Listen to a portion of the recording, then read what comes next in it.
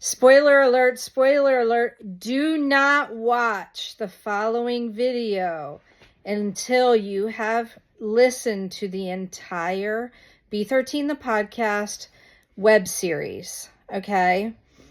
You need to go to our site, b13books.com, or you can go to YouTube, and we are at B13 Inc., or you can go to any podcast app. We are on every single podcast app, including Apple. So wherever you listen to your podcasts, you get to listen to our free story. And we have a special treat for you in the next 3 videos. But do not go further. Do not go further into the video unless you have listened to the entire thing. Okay? So, part 3. Okay, they go on their first mission, the Baltic City mission, last episode.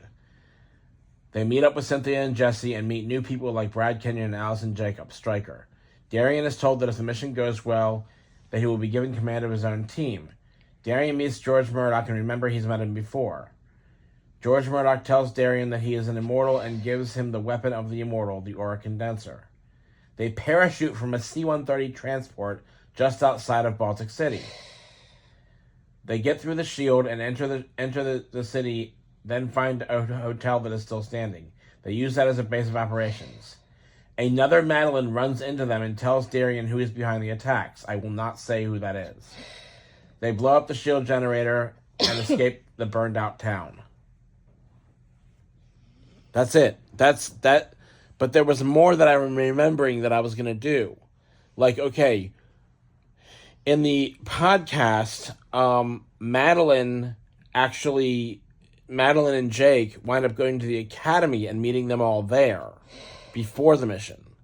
But what actually happens in my original story, now this is, I don't know, this seems odd that it was written when it says it was written, because I'm pretty sure I wrote this stuff before that, like before Shadron died, because I was going to have this whole thing where Madeline and where Darian and his team, along with Madeline, drive a stolen van up to, like in the burned out city, up to Frederick, and Madeline meets Andrea and Eugene, and they're just shocked because they didn't know that there was another Madeline.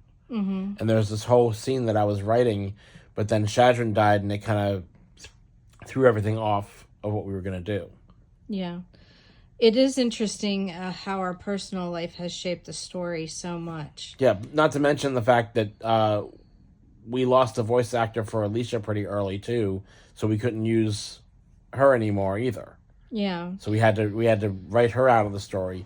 I mean, we've had to shape the story based on who we had to do the story, to actually do the voice acting. Yeah.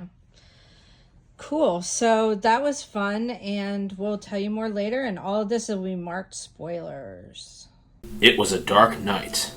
The moon remained hidden behind a series of clouds. A shimmer of light filtered through the unsuspecting sky to reveal a city that was otherwise hidden by the shadows of night. This was no ordinary light. Distorted, it shone in all directions. It was a rift, and through it came an unnamed infestation. Legions of shadowy figures, each one different in some twisted way. Some were easily identified as vampires, while others appeared to be human. They were dressed for battle. A man in a black flight suit carried a handheld cannon. Another man was dressed in a black trench coat.